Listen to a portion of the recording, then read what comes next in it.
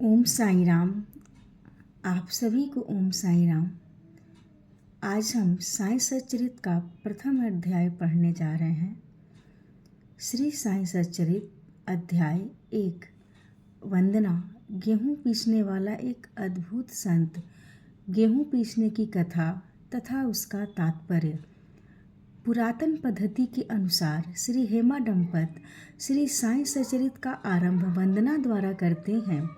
प्रथम श्री गणेश को साष्टांग नमन करते हैं, जो कार्य को निर्विघ्न समाप्त कर उसको यशस्वी बनाते हैं, और कहते हैं कि श्री साईं ही गणपति हैं। फिर भगवती सरस्वती को, जिन्होंने काव्य रचने की प्रेरणा दी, और कहते हैं कि श्री साईं भगवती से भिन्न नहीं हैं, जो कई स्वयं ही अपना जीवन संगीत बयान कर रहे हैं। फिर ब्रह्मा, विष्णु, महेश, जो क्रमशः उत्पत्ति, स्थिति और संहार करता है, और कहते हैं कि श्री साईं और वे अभिन्न हैं। वे स्वयं ही गुरु बनकर भवसागर से पार उतार देंगे। फिर अपने कुल देवता श्री नारायण आदिनाथ की वंदना करते हैं, जो कि कोंकण में प्रकट हुए। कोंकण वह भूमि है जिसे श्री परशुराम जी ने समुद्र से निकालकर स्थापित किया था। तत्पश्चात वे अपने कुल के आदि पुरुषों को नमन करते हैं। फिर श्री भारद्वाज मुनि को, जिनके गोत्र में उनका जन्म हुआ, पश्चात उन ऋषियों को, जैसे ज्ञानवल्क्य, भृगु, पराशर, नारद, वेदव्यास, सनक, सनंदन, सनत कुमार, शुक, शौनक, विश्वामित्र, वशिष्ठ, वामदेव, जैमिनी, वैशंपायन, नवयोगींद्र इत्यादि, तथा आधुनिक संत जैसे निवृत्ति, ज्ञानदेव, सोपान, मुक्ताबाई, जनार्दन, एकनाथ, नामदेव, तुकाराम, कान्हा, नरहरि आदि को नमन करते हैं। फिर अपने पितामह सदाशिव, पिता रघुनाथ और माता को, जो उनके बचपन में ही गत हो गई थीं। फिर अपनी चाची को, जिन्होंने उनका भरण पोषण किया, और अपने प्रिय भ्राता को नमन करते हैं। फिर पाठकों को नमन करते हैं, जिनसे उनकी प्रार्थना है कि वे एकाग्रचित्त होकर कथामृत का पान करें। अंत में श्री सच्चिदानंद सद्गुरु श्री साईनाथ महाराज की, जो कि श्री दत्तात्रेय के अवतार और उनके आश्रयदाता हैं, और जो ब्रह्मा सत्यम जगन्नि मिथ्या का बोध कराकर समस्त प्राणियों में एक ही ब्रह्मा की व्याप्ति की अनुभूति कराते हैं। सर्वश्री पराशर, व्यास और सांडिल्य आदि के समान भक्ति के प्रकारों का संक्षेप में वर्णन कर अब ग्रंथकार महोदय निम्नलिखित कथा प्रारंभ करते हैं। गेहूं पीसने की कथा। सन 1910 में मैं एक दिन प्रातःकाल श्री साईं बाबा के दर्शनार्थ मस्जिद में गया। वहाँ एक विचित्र दृश्य देख मेरे आश्चर्य का ठिकाना न रहा कि साईं बाबा मुँह हाथ धोने के पश्चात चक्की पीसने की तैयारी करने लगे। उन्होंने फर्श पर एक टाट का टुकड़ा बिछा, उस पर हाथ से पीसने वाली चक्की रखी। उन्होंने कुछ गेहूं डालकर पीसना आरंभ कर दिया। मैं सोचने लगा कि बाबा के चक्की पीसने का क्या लाभ है। उनके पास तो कोई भी नहीं, और वे अपना निर्वाह भी भिक्षावृत्ति के द्वारा ही करते हैं। इस घटना के समय वहां उपस्थित अन्य व्यक्तियों की भी ऐसी ही धारणा थी, परंतु उनसे पूछने का साहस किसे था। बाबा के चक्की पीसने का समाचार शीघ्र ही सारे गांव में फैल गया, और उनकी यह विचित्र लीला देखने हेतु तत्काल ही नर नारियों की भीड़ मस्जिद की ओर दौड़ पड़ी। उनमें से 4 निडर स्त्रियां भीड़ को चीरती हुई ऊपर आईं और बाबा को बलपूर्वक वहां से हटाकर उनके हाथ से चक्की का खूंटा छीनकर तथा उनकी लीलाओं का गायन करते हुए उन्होंने गेहूं पीसना प्रारंभ कर दिया। पहले तो बाबा क्रोधित हुए, परंतु फिर उनका भक्ति भाव देख वे शांत होकर मुस्कुराने लगे। पीसते पीसते उन स्त्रियों के मन में ऐसा विचार आया कि बाबा के न तो घर द्वार हैं और न इनके कोई बाल बच्चे हैं तथा न कोई देख रेख करने वाला ही है।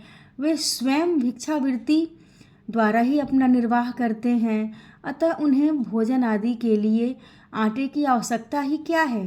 बाबा तो परम दयालु हैं, हो सकता है कि यह आटा वे हम सब लोगों में ही वितरण कर दें। इन्हीं विचारों में मग्न रहकर गीत गाते गाते ही उन्होंने सारा आटा पीस डाला। तब उन्होंने चक्की को हटाकर आटे का 4 समान भागों में विभक्त कर लिया और अपना अपना भाग लेकर वहां से जाने उद्यत हुई।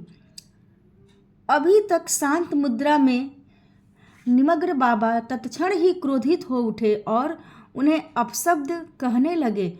स्त्रियों, क्या तुम पागल हो गई हो? तुम किसके बाप का माल हड़प कर ले जा रही हो? क्या कोई कर्जदार का माल है जो इतनी आसानी से उठाकर लिए जा रही हो?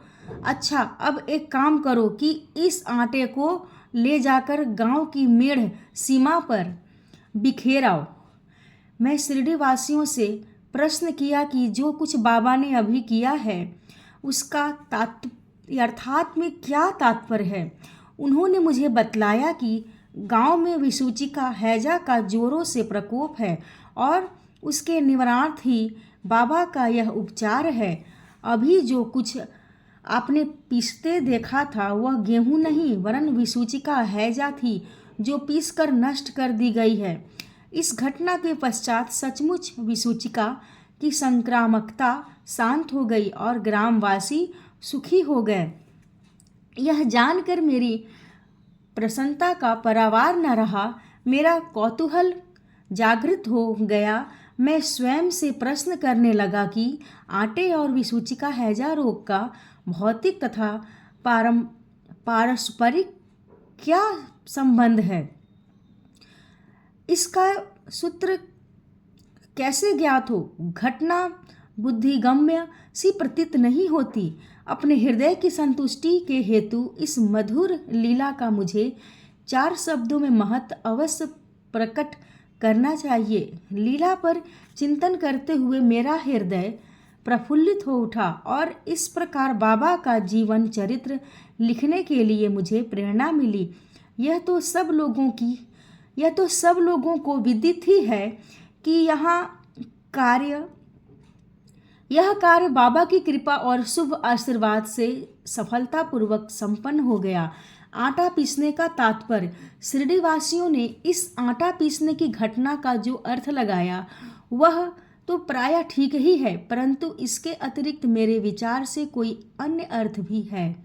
बाबा शिरडी में 60 वर्षों तक रहे और इस दीर्घ काल में उन्होंने आटा पीसने का कार्य प्रायः प्रतिदिन ही किया। पीसने का भी प्रायः गेहूं से नहीं वरन अपने भक्तों के पापों, दुर्भाग्यों, मानसिक तथा शारीरिक तापों से था। उनकी चक्की के 2 पाटों में ऊपर का पाट भक्ति तथा नीचे का कर्म था। चक्की की मुठिया जिसे पकड़ कर वे पीसते थे वह था ज्ञान। बाबा का दृढ़ विश्वास था कि जब तक मनुष्य के